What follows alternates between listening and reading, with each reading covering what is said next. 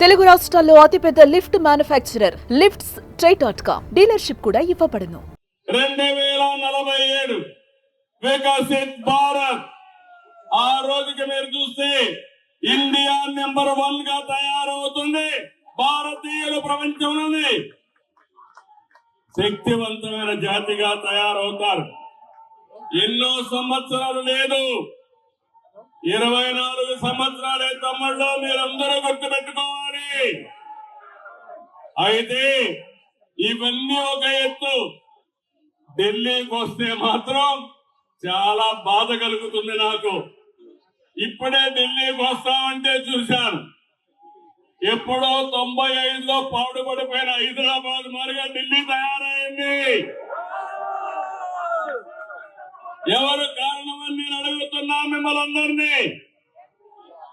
10 ఏళ్ళు ఎవరు పరిపాలించారు ఈ ఢిల్లీని? అదే గాని డబల్ ఇంజన్ సర్కార్ గాని వచ్చుంటే ఢిల్లీ కూడా వాషింగ్టన్ ని, న్యూయార్క్ ని తనదల్లే విధంగా తయారయ్యేది.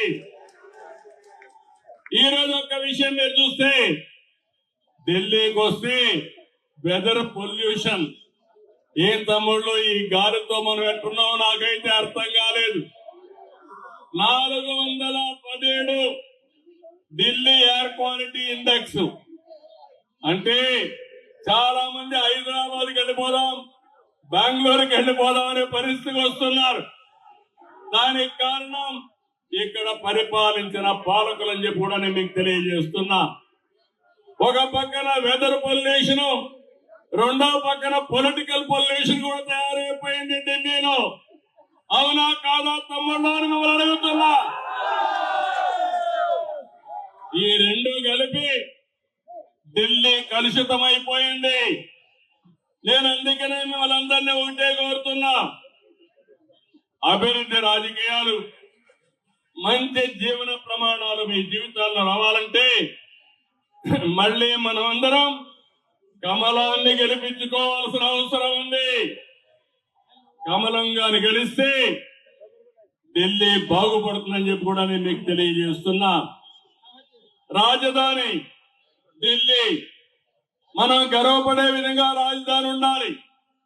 ఎవరైనా సరే ఆలోచించేది మన ఇల్లు బాగుండాలి, మన దేశ రాజధాని బాగుండాలి, మన రాష్ట్ర రాజధాని బాగుండాలని కోరుకుంటాం. అలాంటి ఈ ప్లేస్ లో మళ్ళీ మనందరం ఊపిరి పీల్చుకోవాలంటే నరేంద్ర మోడీ గారు ఆక్సిజన్ మనకిస్తే తప్ప ఈ ఢిల్లీకి మోక్షం లేదని మరొకసారి ఢిల్లీ వాసులందరికీ విజ్ఞప్తి చేస్తున్నాను.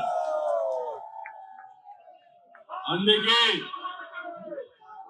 వికసిత్ భారత్ లో భాగంగా ఈ రోజు మీరందరూ గుర్తుపెట్టుకోవాల్సింది, ఢిల్లీ అభివృద్ధి కావాలంటే మళ్ళీ బీజేపీ ఇక్కడ అధికారంలోకి రావాలి. నేను ఒకే ఒక విషయం మిమ్మల్ని అడుగుతున్నాను. భారతదేశానికి ప్రపంచం మొత్తం గుర్తింపు వచ్చింది, అందరూ కూడా ఆమోదించే పరిస్థితికి వచ్చారు. అలాంటి దేశానికి రాజధాని ఢిల్లీ సమస్యల వలయంలో చిక్కకపోయే పరిస్థితి, అభివృద్ధి కావడ దూరంలో ఉంది. నేను అడుగుతున్నా, 10 సంవత్సరాల్లో ఏం చేశారని అడిగితే మేము స్కూళ్లు పెట్టామన్నారు.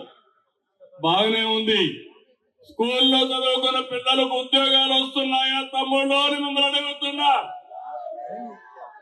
ఈ రోజు ఇక్కడ ఉద్యోగాలు రావు, నోయిడాలో ఉద్యోగాలు వస్తాయి, గుర్గాంలో ఉద్యోగాలు వస్తాయి, హైదరాబాద్కో బెంగళూరుకు వెళ్ళిపోవాల్సిన పరిస్థితి వస్తుంది.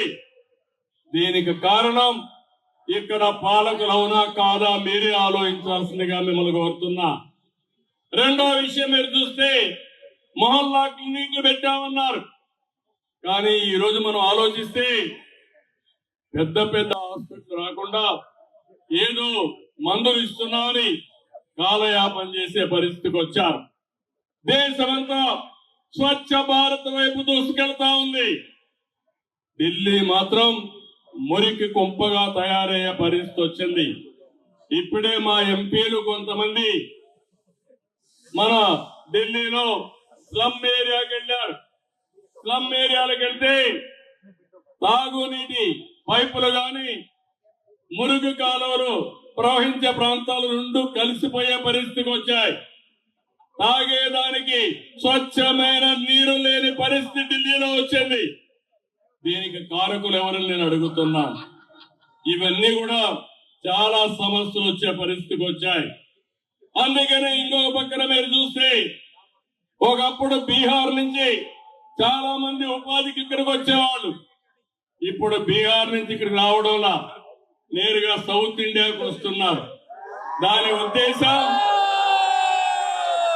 అభివృద్ధి ఎక్కడుంటే అక్కడికి మైగ్రేషన్ ఉంటుంది. అలాంటిది అభివృద్ధి పూర్తిగా ఆగిపోయే పరిస్థితి తీసుకొచ్చే పరిస్థితికి వచ్చారు. నేను ఇప్పుడే వస్తూ చూశాను, ఎలక్షన్ మేనిఫెస్టో చూశాను. ఎలక్షన్ మేనిఫెస్టో చూసి BJP one of the best election manifesto ఇచ్చారు.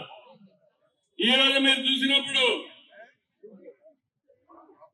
దగ్గర ప్రతి ఒక్క మహిళకి 2,500 రూపాయలు నెలకిస్తామని బీజేపీ చెప్తే ఆపైతే 2,100 రూపాయలు 2 గ్యాస్ సిలిండర్లు ఫ్రీగా ఇచ్చి హోలీకి దీపావళికి 500 రూపాయలు ప్రతి సిలిండర్ కు ఉచితంగా ఇస్తామని బీజేపీ చాలా స్పష్టంగా హామీ ఇచ్చారు. ఆయుష్మాన్ భారత్ లో 5 లక్షల రూపాయలు ఆరోగ్యం కోసం ఉచితంగా డబ్బులు ఇస్తున్నారు. సుమన్ టీవీలో మీ పర్సనల్ అండ్ బిజినెస్ ప్రమోషన్స్ కోసం కింది నెంబర్ కి కాంటాక్ట్ చేయండి.